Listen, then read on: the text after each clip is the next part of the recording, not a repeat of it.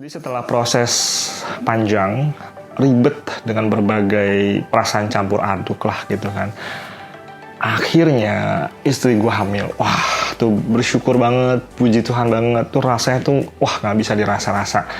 Itu kayak nge-fly gitu loh. Kayak hari tuh, setiap hari auto senyum, smile gitu kan. Enteng banget gue ngejalanin hari gitu kan.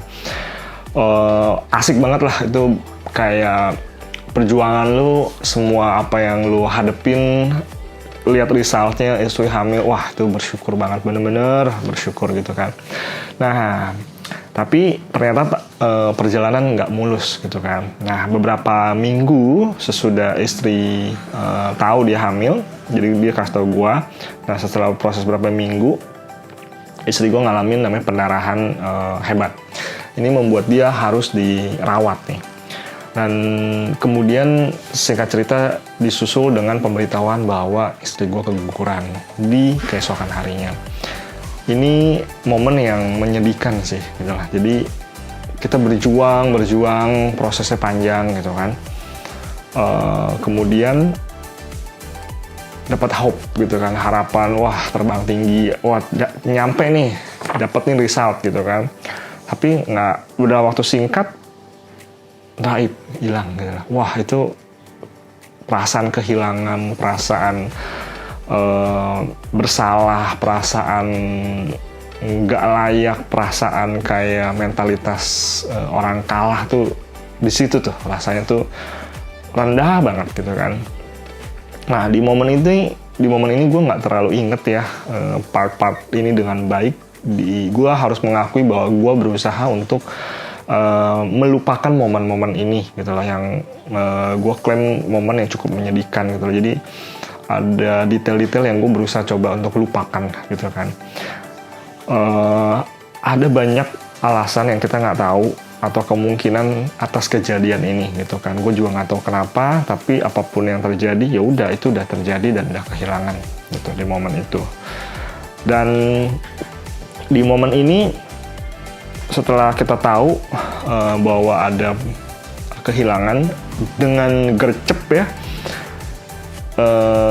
kita langsung aware, oke, kita mesti ngapain nih gitu kan. Jadi setelah diskusi dengan istri, jadi malam itu, jadi kejadiannya itu malam hari di rumah sakit, langsung ada gumpalan keluar, terus diperiksa, dinyatakan bahwa sudah terjadi keguguran. Nah, malam itu juga istri gue sudah boleh diizinkan untuk pulang. Karena apalagi gitu, semua udah oke, dicek udah oke, bisa jalan, nggak gimana gitu kan. Secara mentalitas juga kita berusaha saling menguatkan gitu kan. Nah jadi tanpa menunggu apapun, di malam itu kita pulang. Mau ngapain lagi, mau tidur di sana ya di rumah lebih baik lah gitu kan. Semua ada gitu kan, nggak usah ribet juga gitu kan. Jadi kita langsung pulang ke rumah, dan di malam itu setelah ngobrol diskusi dengan kilat, kita langsung memutuskan untuk menjumpai dokter sebelumnya yang di Penang, Malaysia. Nah malam itu juga langsung booking tiket ya kan, untuk berangkat keesokan harinya. Dan besokannya adalah istri gue berangkat, dan dia memutuskan untuk berangkat sendiri. Setelah ngobrol diskusi, kita oke untuk istri berangkat sendiri, walaupun dengan kondisi dia masih berdarah-darah gitu kan. Jadi kita memutuskan untuk menjumpai dokter tersebut gitu kan. Nah ada banyak hal terlintas gitu kan, apakah ini kehamilan palsu, atau ini perlu kuret nggak untuk bersihin rahim, atau dibiarkan apa adanya aja gitu loh. Berharap jawaban ini bisa didapat ketika dilakukan pemeriksaan di Penang dengan dokternya nanti gitu kan.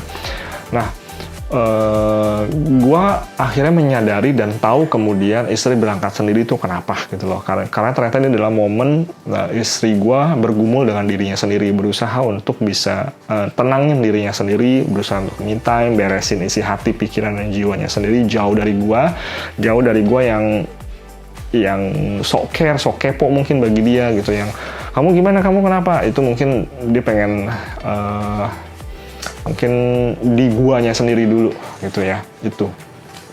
Nah setelah proses ini, itu kurang lebih dia berangkat kurang lebih 5 hari dia menghabiskan waktu di sana untuk pemeriksaan dan me time gitu kan. Dari cerita istri, tindakan dan prosesnya dilakukan sangat profesional sekali, detail. Gue juga nggak tahu, harusnya istri yang cerita aja, mungkin di lain kesempatan gitu kan. Nah setelah pulang, kami menata hati dan hidup kami kembali gitu kan. Kami membangun keseharian yang lebih sehat, lebih berkualitas, lebih baik gitu kan. Kita membangun pikiran kita yang optimis. Gue coba untuk optimis. Gue berusaha untuk tanamkan pikiran kalau istri gue bisa hamil di proses sebelumnya, harusnya bisa lagi dong. Nah itu yang gue terus pegang. Setelah proses panjang kurang lebih rehat ya kan, katanya harus ini rehat dan sebagainya, proses 6 bulan lebih, tanpa diduga pada suatu hari istri gue memberitahu bahwa dia hamil. Dan itu posisi lagi nggak bareng gue lupa ya, kayaknya sama mama mertua waktu itu gitu kan. Nah di momen itu gue perasaannya percaya dan nggak percaya gitu kan. Wah ini hamil kedua nih gitu kan. Nah di hamil kedua ini, wah ini gimana nih? Di saat gue tahu, langsung kita sangat protek banget, kita jaga banget, kita berhati-hati banget, naik motor pelan-pelan, naik mobil pelan-pelan, makanan istri dijaga, aktivitas dijaga, suasana hati dijaga gitu kan. Intinya kita benar-benar secure banget deh mengamankan kehamilan yang kedua ini.